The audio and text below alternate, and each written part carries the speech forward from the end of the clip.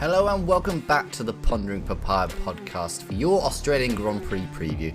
My name is Sam Cooper and joining me today is the Mirror's F1 correspondent Dan Moxon and host of the Grid Gab, Paul Landry. So let's get straight into it.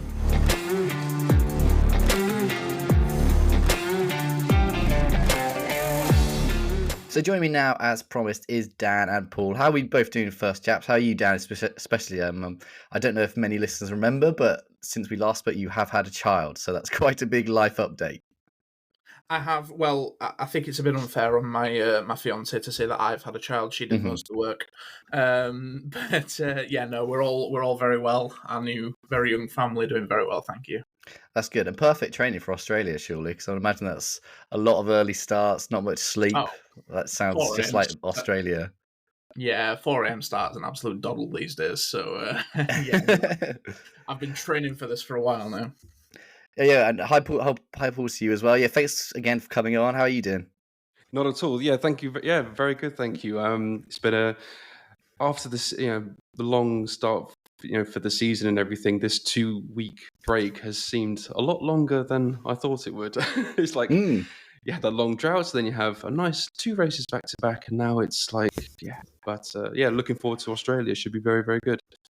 Yeah, you're very right. I mean, obviously, I was a bit like you, really. I thought the first 2 races seemed like they happened in one day after another, and now it seemed like we haven't had an F1 race for a good long time. But obviously, we have now got one this weekend. I mentioned it just then. It's the Australian Grand Prix, which I presume most of you will know if you're listening to this. Let's do a few of the little track bits. Albert Park Grand Prix Circuit is the full name. 58 laps, 5.3 kilometers, 14 turns. First race in 1996, and surprisingly, never won by an Australian. And I'm not counting Valtteri Bottas. I know a few people are trying to crowbar him into counting, but sadly not. McLaren in 2023, Piastri with a PA at his home race, and Norris with a P6. So let's start with Piastri. I mean, he's the hometown favourite, isn't it? Him and Daniel Ricciardo, keeping up that tradition of having an Aussie on the grid, and obviously one of the most passionate fan bases, I think it's fair to say, especially as they mostly have to get up ridiculous times throughout the year. Dan, if we come to you first, Piastri going into this race, I mean, a few of his quotes, he was, I wouldn't say pessimistic, but I mean, he's always been quite a realistic chap, I'd say. That's probably a fair way to describe him. He was sort of saying P5 will be the absolute maximum. He thinks both Red Bull and Ferrari are still some way down the road. Is that your general consensus as well? Yeah, realistic is definitely the way that he tends to do things. Although I think pessimistic is right for that prediction. I can understand it saying maybe McLaren might be the third quickest on track, but I don't see why that necessarily has to limit you to P5 because, Formula One things don't happen anywhere near as simply as that. One mistake, one, car problem, one brainless idiot taking you out at the first corner, and all of a sudden there's top teams with the best cars on the grid that are out of the race, or so things aren't necessarily as black and white as that. Especially when you look at the fact that Ferrari, which is one of the teams that he said would be ahead of him, you're either going to have in one of the cars, by his own admission, not 100% fit Carlos Sainz, or Ollie Behrman, who is, we all can agree, a brilliant young driver, but still inexperienced in Formula One. And you can't just necessarily assume that just because he's driving a Ferrari that he's going to be a shoo-in for a podium. So I think there's a great opportunity there for McLaren, and I think Oscar's doing himself down a little bit. Yeah, would you sort of agree, Paul? Sort of where you see McLaren in this pecking order as it is? Yeah, Daniel made a very good point. I think it's, firstly with Piastri, I think it's a great little coping method for him, considering what we might say, the horrendous record of Australian drivers at the Australian Grand Prix. McLaren, though, they're definitely in much better shape than they were this time last year.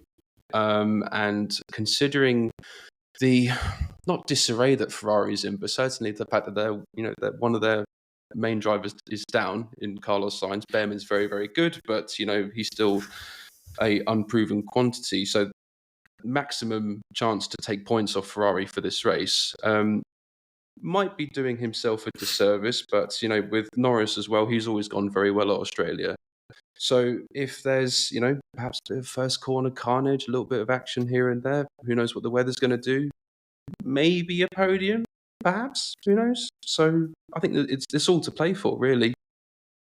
Yeah, I mean, you're right to pick up that point really about a podium potentially being on offer. And weirdly enough, just before we about to record this, I saw that Mika Hakkinen was sort of saying that Piastri is one of his choices for a podium. And I'm obviously Mika Hakkinen's got a lot of connections to McLaren. You sort of still got a soft spot for them. But for him to be saying like that, there must be something behind that. He's not just going to pull that out of thin air. In terms of the pecking order, sort of, it's just something we've already asked a little bit over the first few weeks of the season down. But if we look at it, I mean, everyone would sort of agree that Red Bull's really far out in the front. But in terms of Ferrari, are you saying that Ferrari's closer to McLaren than they are to Red Bull, or do you think they're closer to Red Bull than they are to McLaren? I think definitely closer to McLaren than Red Bull, purely because I don't think anyone is really all that close to Red Bull at the moment. I think Ferrari are the standout second quickest team on the grid in these early weeks of the season, but I don't think it's by a great deal. And then again, if you look at that second to fifth between Ferrari, McLaren, Mercedes, and you can probably still throw Aston Martin in there as well, there isn't a great deal of difference between their pace. It looks like it could be another season where maybe the pecking order changes on a bit of almost a weekly basis, like it was at times last year, which obviously for us watching as observers, that's great. That's great fun. Obviously, McLaren fans listening to this podcast would probably love a bit more continuity and to be at the top of that of that little battle. But from the neutral perspective, as they say, it's great fun. And in terms of the circuit, Paul, I mean, it's a different one again to Bahrain and Saudi, but so far we've had 3 relatively quick tracks. I mean, all of them have got quite high speed sections. Melbourne's nothing different. Obviously, it's called a street circuit, sort of half in between a race circuit and a street circuit, whatever you want to call it. But McLaren last year were very good at high speeds, medium speeds, and yet we haven't so far seen them like be up there challenging sort of the same level as they were last year. Do you think that's a concern, or do you think that's just sort of them getting warmed up this season? I mean, should McLaren fans be a little bit worried that they haven't done better than they have so far this year?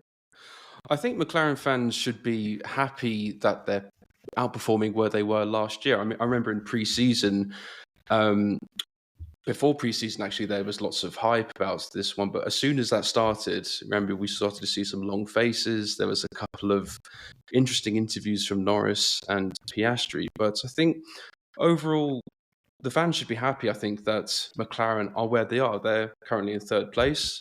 I think the priority should be to build the gap between them and Mercedes and try and hold that. And if they do happen to chip away and take points off Ferrari, that's even better.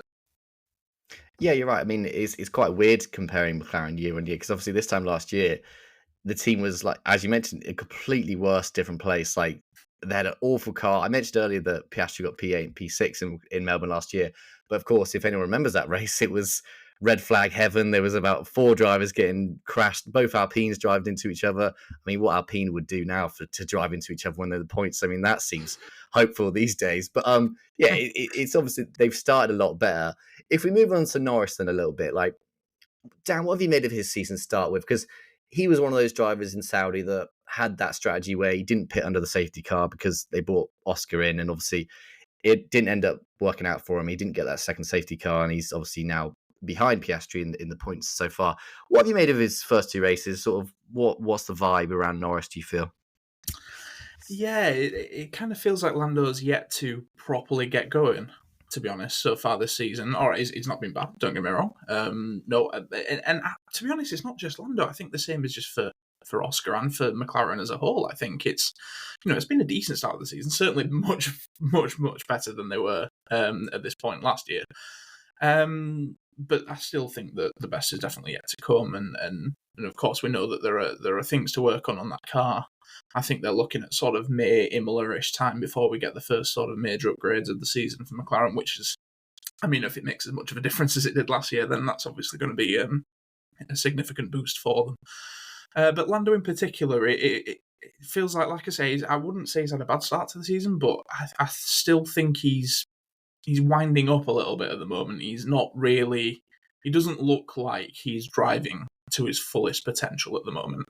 And that's what we obviously want to see from him in the weeks to come. And do you think, just following on that, do you think a track like Australia, not only the track, but also it's rare that these two go into a race where Norris isn't the main focus? Obviously, he's the experienced driver. He's a big name in F1, whereas Piastri is a young rookie. But in Australia, obviously, that's completely different. Piastri was born about 15 minutes down the road. He's one of 2 Australians. Everyone's going to focus on him. Do you think that could potentially help Norris to sort of have like a little race under the radar and maybe do much better than a lot of people were expecting. It could do, certainly. I mean, even that aside, Lando has gone very well at this circuit traditionally over the last few years. But then, yeah, like you say, you put that into it. Oscar's the big sort of local celebrity, so he's the one getting a lot of the attention. Whether that will be a case of, him being able to operate in the shadows or a bit, or maybe even just serve as extra motivation of, well, everyone's talking about Oscar, don't forget about me, sort of thing. It could really go either way on that front. I don't see why he can't use, whether he sees it as a, like I say, is in the background, or whether he does use it as extra motivation.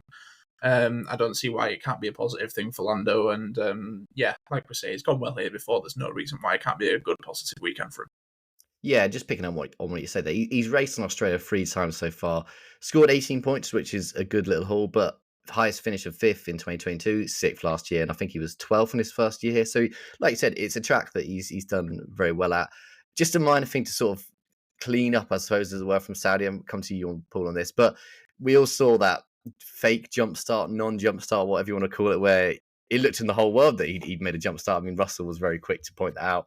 Got away with it for whatever reason for the censor, but there was just a little bit of an explanation this time around. He said there was some kind of light. I mean, obviously, it's a street circuit. It's very hard to pick out normal lights. That's sort of why he jumped to it. So, moving on to that, because I presume he's not going to do that in the middle of Melbourne when the sun is shining. That excuse would be a lot harder to pull off when it's like that. What do you make of Norris? I mean, what's possible for him this weekend, but also possible for the season going ahead? Do you think he's going to get the same level of podiums as he did last year, or is it maybe a step back? Well, for me, Norris, I think ever since, it was only a sprint race, but ever since Piastri kind of got the better of Norris in that sprint race, I think Norris is wondering what he's up against now in Piastri. It looked like when he was with Ricciardo, he was able to get the better of him. He was the young gun there, so he had that card to play. But if he got beaten by Ricciardo, he could also say, "Hey, look, I'm the new guy here." With Piastri, I don't think he was expecting Piastri to get up to speed as he did, and I think I don't know, particularly at this, as it is his home race, Piastri's home race.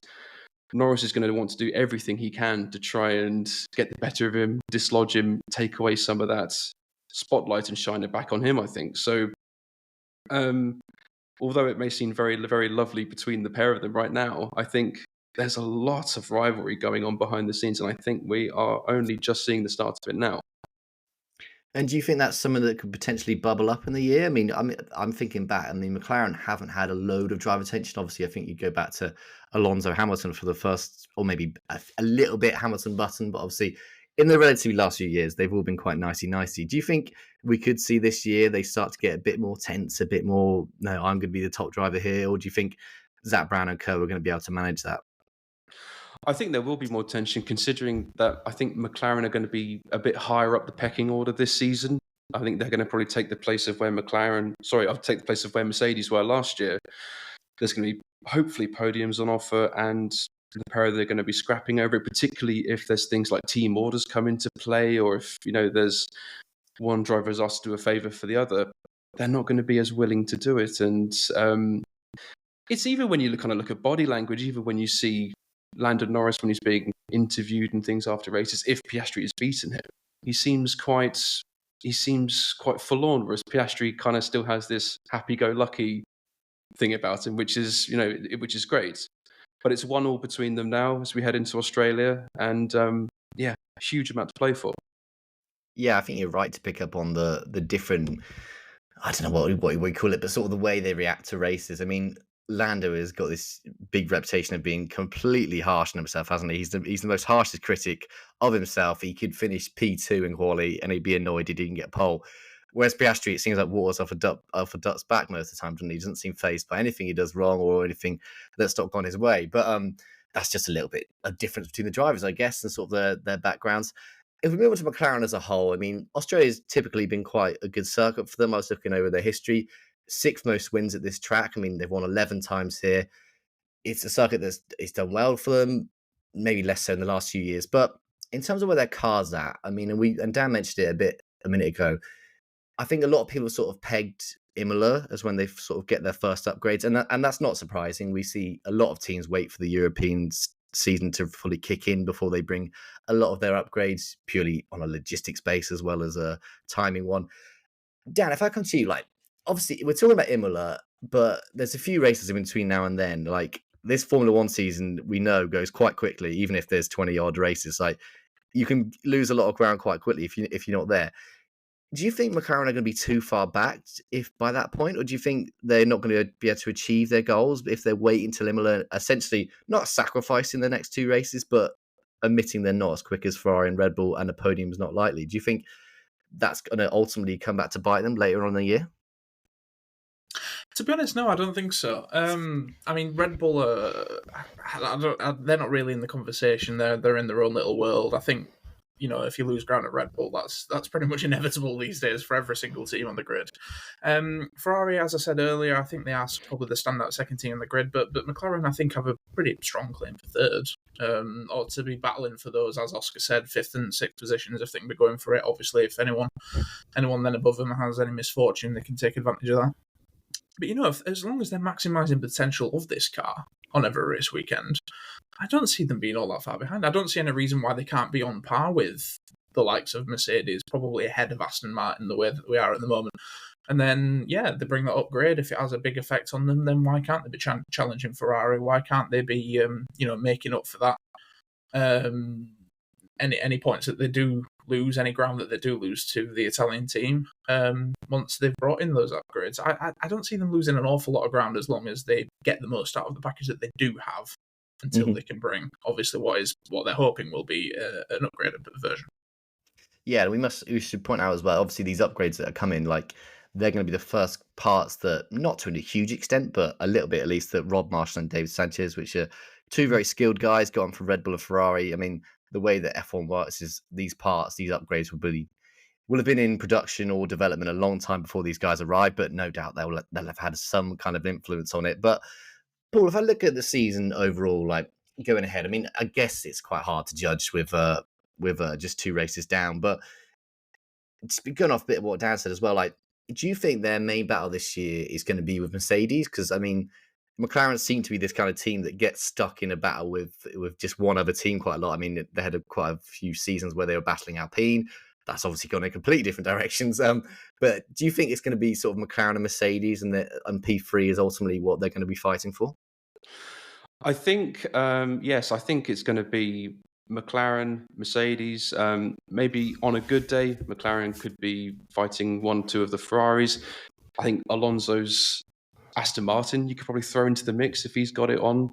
Maybe that's just a one-car team for them at this stage. But McLaren at the moment, their base car, I think, is so much better than it has been in good years. They either start poorly and then have to develop their way out of trouble, or they start really well and then it kind of declines. What they've got now is a really great footing for the rest of the season. And yeah, they just have to keep it tidy, remind the drivers that, you're driving for the team.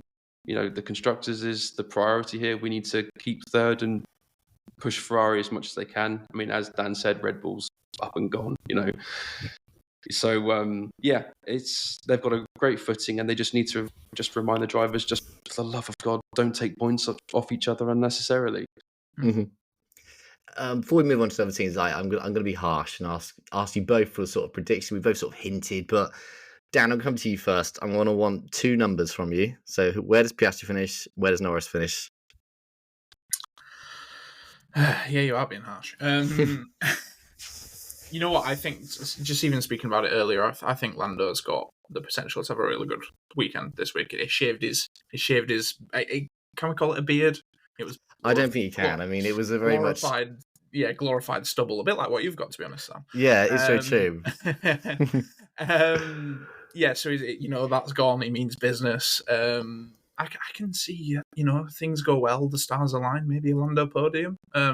And I don't see why Oscar couldn't follow that up with maybe a P4, P5 behind him. Or obviously they could be switched around the other way. I think it's one of the most even driver pairings on the grid. The ones that McLaren have got, and Lando may not like that, especially considering he's got 3 years experience on Oscar. 3, 4. 20, yeah. This is fifth Yeah, season, I anyway. believe. So yeah, Yeah. maths. Never my strong suit. But yeah, so it could easily swap either way around, but I don't see why one of these McLaren cars can't get on the podium if things go well. And Paul, you sort of same school of thought for that? Yeah, sort of. I mean, as we've seen with Australia, particularly the first corner, first lap, there's been plenty of accidents there. And my prediction is that we'll see, on the first row, we're going to have a Verstappen and Leclerc. And I'm going to go completely mental here, and I reckon that there's going to be a slight touch, maybe an accident at the start with the pair of them. With this season, if you don't laugh, you'll cry. And, if we can just hope of some sort of action, something to happen, I think that'd be great. So, absolutely what Dan said, podium, definitely within a shout for this race. We'd all love to see Piastri be the hometown hero, wouldn't we? But I think with Norris and his experience and how he's always gone well at Melbourne, I think he is going to edge Piastri at Australia, I think. I'm sorry, Australian fans, of course. Yeah, I mean, it's great you say, obviously, hometown hero, everyone wanting to do well. I'm going to raise that there's one person that doesn't want Piastri to win, and his name is Daniel Ricciardo. I think if Ricciardo saw essentially a guy in his second Australian race win a race he's never done, obviously Ricciardo had this thing back in 2014 where disqualified off the podium, and it was interesting. Piastri spoke about that, saying that was one of his earliest F1 memories was Ricciardo getting disqualified. And then the following year, he was a grid kid for Daniel Kvyat, apparently. So that was his sort of early start. So we're going to move away from McLaren now, sort of touch what they're doing on this. And I think that's probably a good place to start, really, because obviously we come into Australia. We've got two Australian drivers. They're coming in particular, like completely different moods, mindsets, whatever you want to call it. Like a lot of jubilation around Piastri, a lot of sort of returning him home after such a good rookie year. Whereas Ricciardo, we're again sort of in this situation where no one knows how good he is, where he is in his career, what his career is doing. Dan, I'm going to come to you. Like, it's not been a good start, obviously, but sort of, basically my question is, what is Daniel Ricciardo? Like, I don't know what to just even describe him as anymore. Is he a good driver? Is he a bad driver? Is he doomed? Not a bad driver. He is a good driver. Still doesn't mean he's not doomed. It's hard. We are 2 races in the season. This RB car, there was a lot of preseason hype around them purely because they were, obviously a lot of talk about them taking as many parts from Red Bull as possible, and you naturally assume that is going to end up with you having a quick car, considering how good Red Bull at making Formula 1 cars. Bit of an underwhelming start for them. The official record says 1-1 between Daniel and Yuki. In reality, it's 2-0 Yuki because Daniel only finished ahead because of that ridiculous team order in Bahrain that obviously got Yuki a bit hot under the collar. So obviously, I mean, first and foremost, you get judged against your teammate. It's the oldest cliche probably in Formula 1, but you really do. Yuki is essentially 2-0 up against him. The car doesn't look great. That might be what has prevented them from challenging for points so far. But yeah, it's not been the start that Daniel wanted or really needed. I mean, he came into the year talking about how much he really wants to get back to his old Red Bull seat. And, we're only 2 races in and we're already talking about, whether he'll even survive in the one that he's in.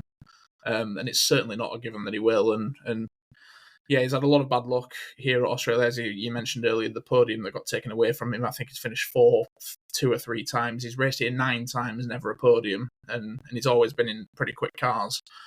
I think a podium's probably going to be beyond the RBs this weekend. So, yeah, I think he needs to score points. This is obviously a great opportunity to do so in front of a home crowd, a circuit that he knows very, very well. I think everyone in Australia and pretty much everyone in Formula 1 will be hoping that he does do it because, it's Daniel Ricciardo. He's a lovely guy. We all love him.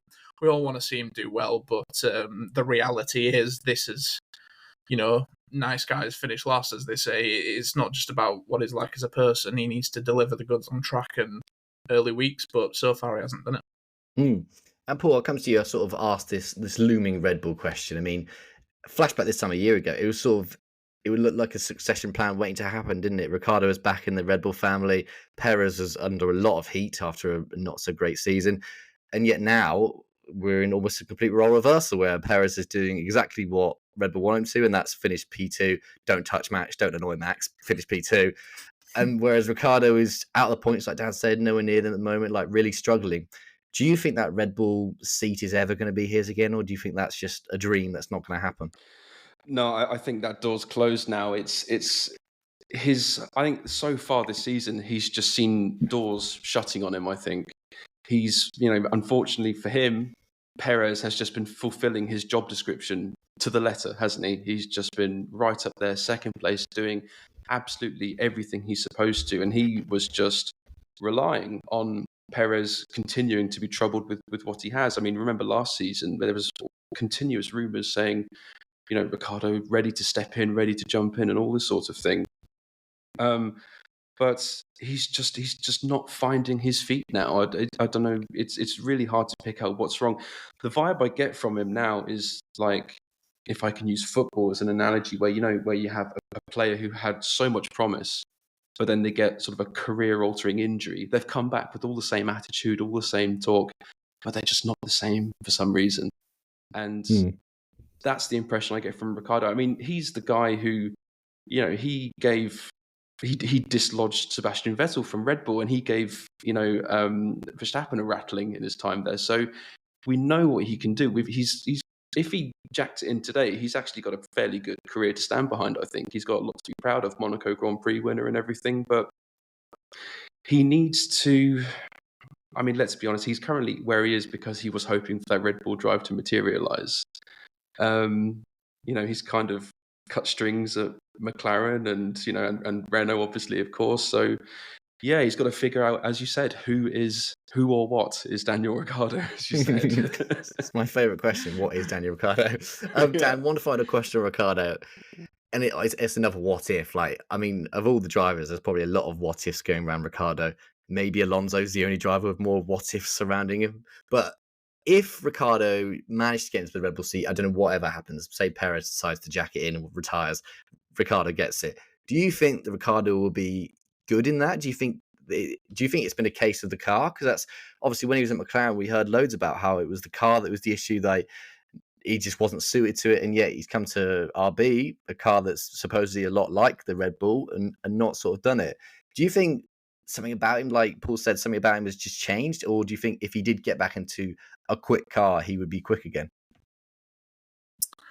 I think anyone that's on that grid can be quick in a quick car. They're there for a reason. It's funny that you mentioned Fernando, actually, because we're talking about this as though Daniel's still sort of the shoe-in replacement for Checo if he were to go. I think Mr. Alonso might have something to say about that, especially if an opportunity arises. He's already talking about, if things don't work out with Aston Martin, there's no reason why he can't go for one last hurrah.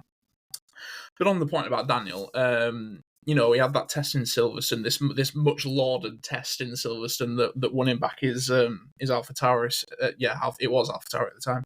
His AlphaTauri seat. We know that Christian loves him. Christian absolutely adores Daniel Ricciardo. I'm pretty sure he'd adopt him if he could. I think part of the reason why Daniel's probably got the drive he has is because of the goodwill that he's got from Christian, and obviously we know he's got the relationship with Helmut as well, and the amount of influence that Helmut has there. Put him in a fast car, I think he'll do what Red Bull would want him to do, which is, he'd perform well enough, probably get a few podiums here and there. He'd probably have a decent shot at finishing P2 in the championship, but let's be honest, he's not going to trouble Max. To be fair, not many drivers on the grid probably would. So I think Red Bull will look at him positively from that perspective because he's someone that they can control, and that is important for them.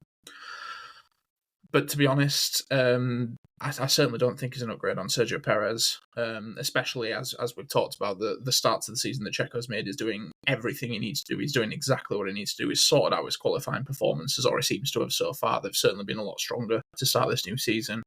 We know he can get it done on race day. He's always been strong in a race. So yeah, I don't see Daniel as an upgrade, and right now I agree with Paul. It's very, very difficult to see how that move that even just a few weeks ago looked, maybe even likely, It's hard to see how that can happen unless he dramatically turns around his performances sort of within the next few weeks. He needs to get a move on. And Paul, if you wanted your turn one incidents, Alonso, Verstappen, and the team, same team is sure to provide that. I mean, that would be something we'd all like to see. Just before we go, I mean, obviously, it seems every time we do one of these podcasts, there's more breaking news or more big news. We'll sort of ignore the Christian Horner stuff because that seems to have quietened down. He says in air quotes for the Thank mean part, God. but I mean, trying to avoid talking about that was quite hard. But yeah, if we go on to the FIA, I mean, it's the subject that's perhaps just been as in as much focus as Christian Horner has. We've had this news now that Susie Wolff's sort of doing a legal case, and she's sort of a criminal court case in France, obviously where the FIA is based, after the investigation of last year. I mean, just to run you through, if you don't know what happened, really, I mean, I think it was December. It was a few weeks, maybe even the week after the season ended. FIA announced they're looking into the relationship between Toto and his wife, Susie Wolff. Obviously, Toto, Mercedes team principal, Susie Wolff, F1 Academy managing director. Ultimately, comes to nothing. 2 days after the investigation was announced, it's closed with them finding nothing. But it's sort of rumbled on since then. I mean, both Mercedes and Susie Wolff at the time hinted there'd be legal action. We haven't heard as much from Mercedes' side, but now that we've had it from Susie Wolff, obviously she believes she's got a grievance, some kind of criminal offence has been caused, and she's taken that to a French court, as I mentioned.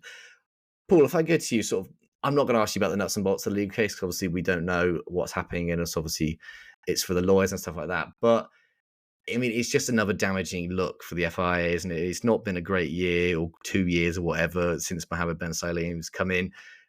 What do you make of the news? Like, what does that look like for F1, really, that this is happening?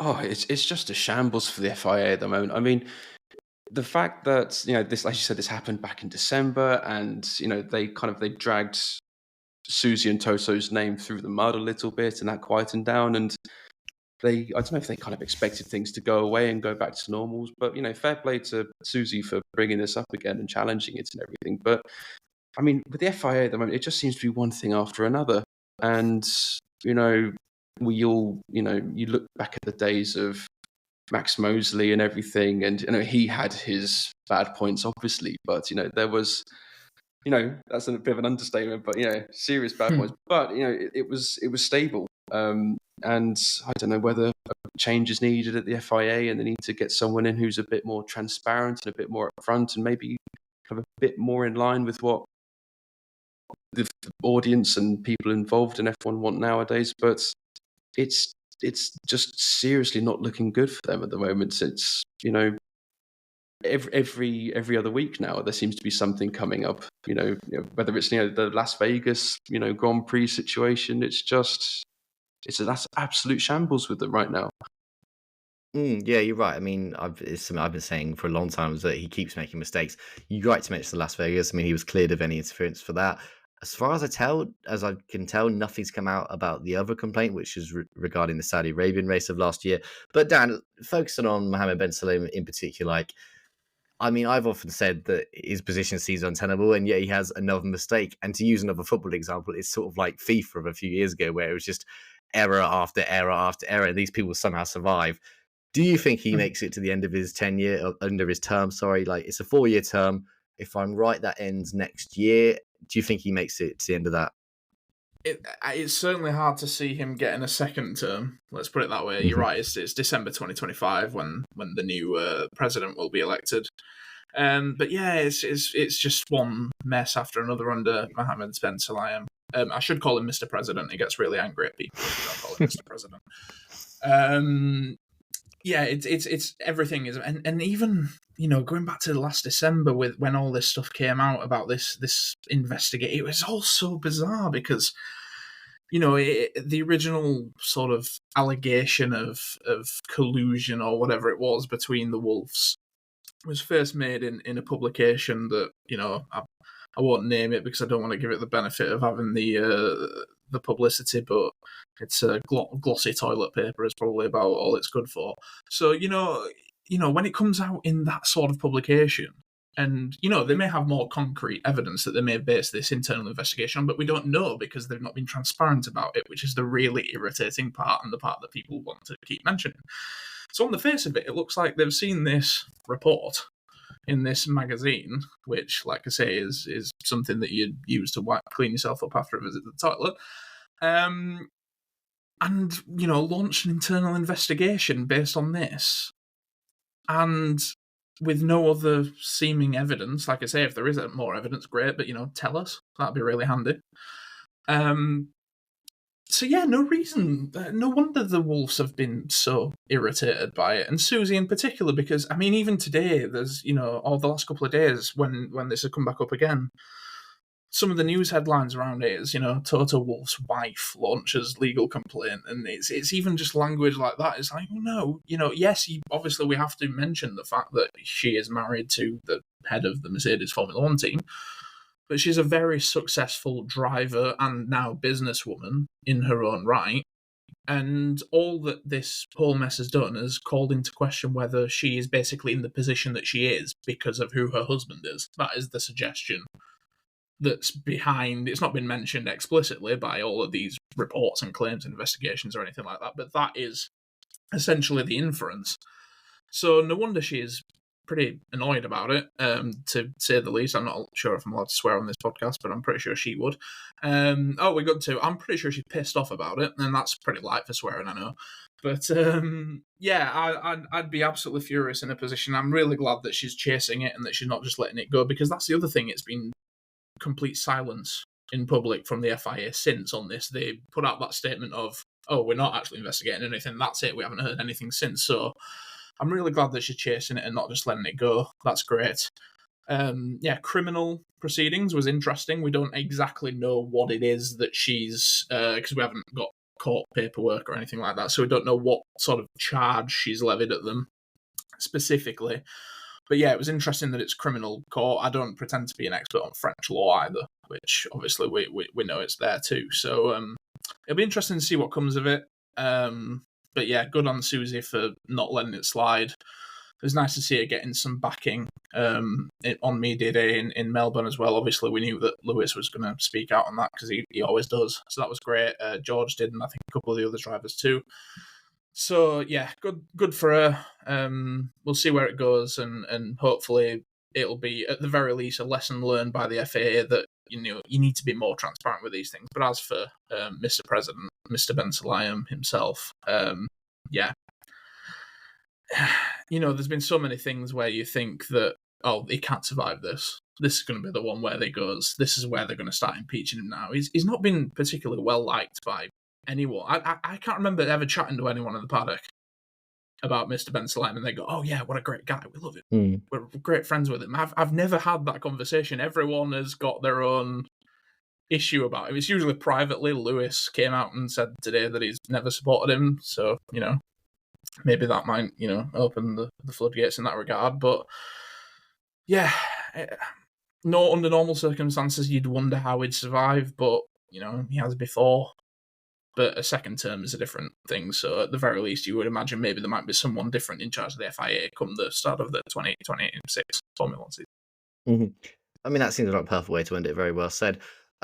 Slightly go back to the races. I'm going to ask you for a quick prediction. I did ask you for your podium, but I feel like we've sort of covered who we think they are. So maybe I'm going to get a dark horse. Let's go with a dark horse. I mean, we've all mentioned like Piastri and stuff like that, but maybe someone not from McLaren, someone you think might do better than expected. Sort of, they're not being talked about a lot. If any of you pick Alpine drivers, I'd be amazed. But here we go. Right, Paul, we'll start with you. Who's going to be your dark horse in Australia? I'm going to go with Albon to get off the mark and get a point for Williams. I think that Melbourne would be a track that would actually kind of suit the Williams car. I think they're still suffering with the problems with the twisty turny tracks as opposed to the more straight line speed ones. I think this one's going to suit him.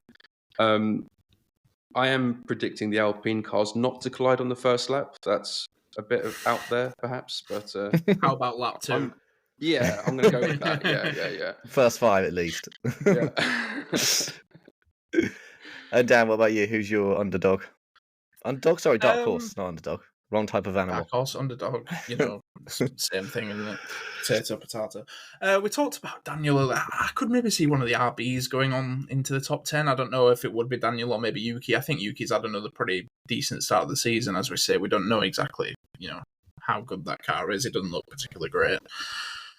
Haas might pull off some more shenanigans. They looked surprisingly quick last time out in Jeddah, but obviously it's still a street circuit, but it's different characteristics.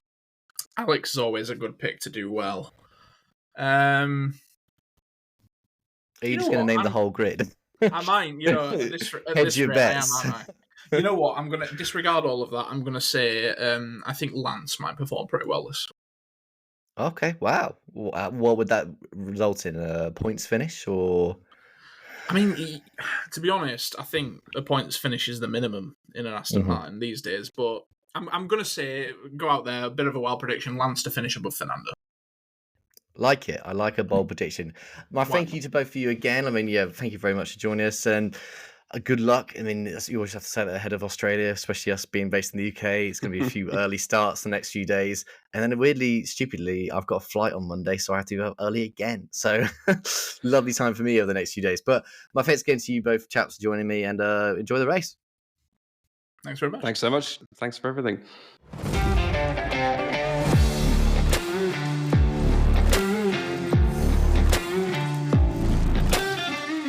Now, we've had a lot of bold predictions on this podcast so far, but I'm pretty sure you'll agree that Dan's Stroll prediction is right up there, let's be honest. Anyway, my thanks again to both of them joining, and my thanks to you for listening. We're going to be back on Sunday for a recap of everything that happened in the race, but in the meantime, enjoy the race, enjoy McLaren, and hopefully they both do well.